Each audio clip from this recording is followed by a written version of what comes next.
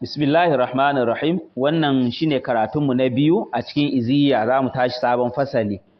Mala yace faslun, rarrabewa, kullu hayyin, duk wani rayayyen abu fa huwa tahirun, asali shi mai tsarki ne. Ko al-aslu asali a cikin rayayyen abubuwa menene? Tsarki. Ko yanzu in alade yazo ya shafe ka, kaka ci a kawo ma ruwa sai ka wanke, ai rayayye ne. Misali fa nake yi, ko ba haka bane? Shine kullu hayyin, dukkan wani rayayyen halittan Allah fa huwa tahir, mai tsarki ne. Adamiyan, shin mutum ne dan adam, musulmi ne ko waninsa, ko ba ma guje, au ghairahu ko waninsa daga cikin dabbobi, tsuntsaye ko manyan dabbobi. Wa kadhalika arquhu, hakanan ainihin zufansa, kada ainihin wani yayi zufa ka ce wannan katan bamagujan fritin kan nan zufan shi sai na wanke zan yi sallah, a'a, zufan rayayye mai tsarki ne. Walu'abuhu, hakanan miyansa, rayayyen abu miyansa ainihin mai tsarki ne, sai dai ana jin tsoron ainihin akwai wasu germs, kwayoyin cuta a ciki, sai a wanke kamar na kare. Ko an fahimta? Duk da shi wannan na kare ma sai ka wanke din sannan zaka ibada. An ji wannan abun?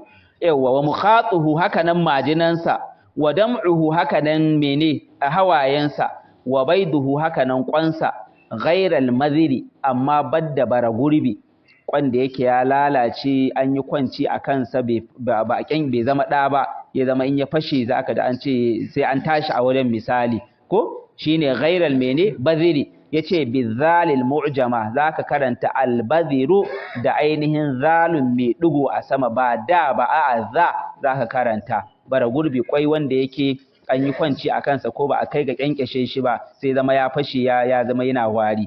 An fahimta?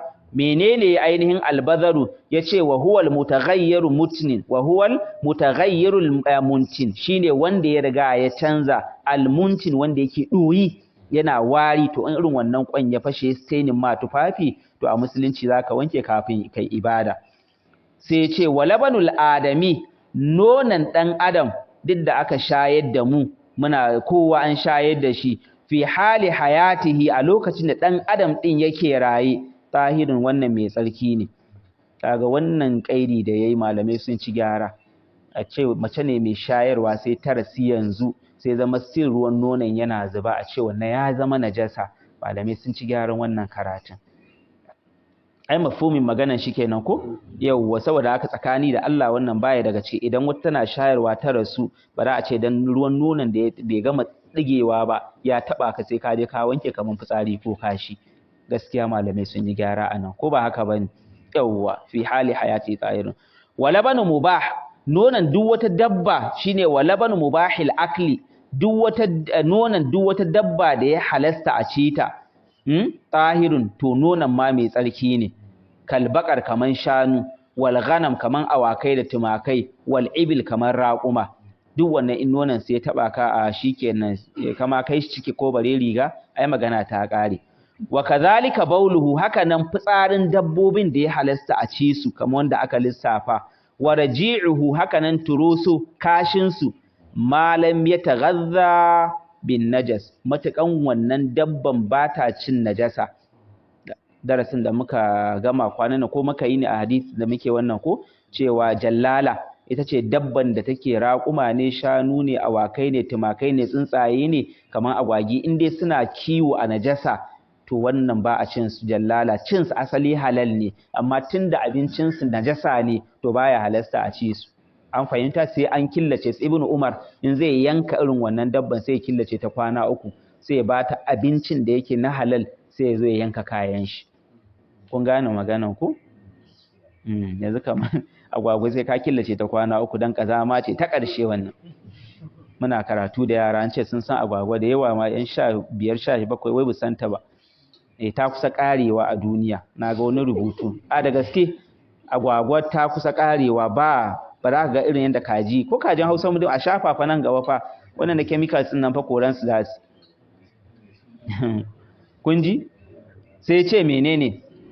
Wala banu ghairiha, nonan dabbobin da bai halasta a ce su ba, tabi'un lilahmihi, suna bin ainihin naman su ne. In ya halasta a ci nama, ya halasta a sha nonon. in bai halasta a ci nama ba to bai halasta a ci naman ba ko fama haruma aklu lahmihi duk abin da aka haramta cin naman sa falabanuhu to nonan sama najasa ne kal khayli ikon Allah sai ce wai kaman doki ala bakar gumi a ƙarƙashin tafsirin al-khayla wal bighala wal hamira litarkabuha wal mene litarkabuha wa zina wa yakhluqu ma la ta'lamuna ana hali ya kawo hadisan Jabir dan Abdullahi a Muslim da wasunsu wanda suke nuna halascin in ka so zaka iya ci in baka so ba kuma ba shi bane asali ni dai bazan iya ci ba gaskiya an fahimta ba shi bane Malam Abubakar Guma a tafsiri ma zaka ji a masu jin wannan da ake sawa a gidajen rediyo amma dai ba shi bane wannan din an ji wal bighal haka nan nonan alfadari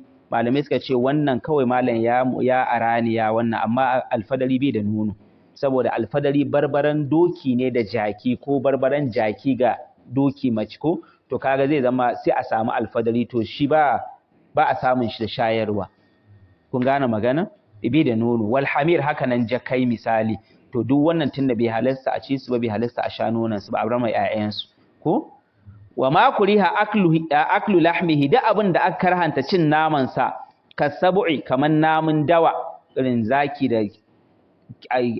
dangogin sa an fahimta falabanuhu makaru to nonon sa ma an kyamace shi duk da manzon Allah a cikin hadisi ya ce duk dabban da take da kumborai take iya farauta da kumba kuma take da fika ko take da fika haramun ne a ci kaga ai zaki amin babi aula su gafiya da mun gafiya haramun ne cinta rajihin magana kawai yunwa ne yasa ake cin gafiya amma bera ne kawai ya koshi da su mage duk wannan haramun ne kawai dai wani al'ada ce ta ƙasa Hausa aka taso sa su kaci Allah ya sauke ya salam ba lalura wa me hada mutun da gafiya kun ji falabanuhu mene makruh wa maitatu ma la nafsa lahu sa'ila mushan duk abin da bai da jini mai kwarara ma la nafsa lahu sa'ila ai la dama lahu jarun bai da jini mai gudana in an yanka shi ba za a ga jini na zuba ba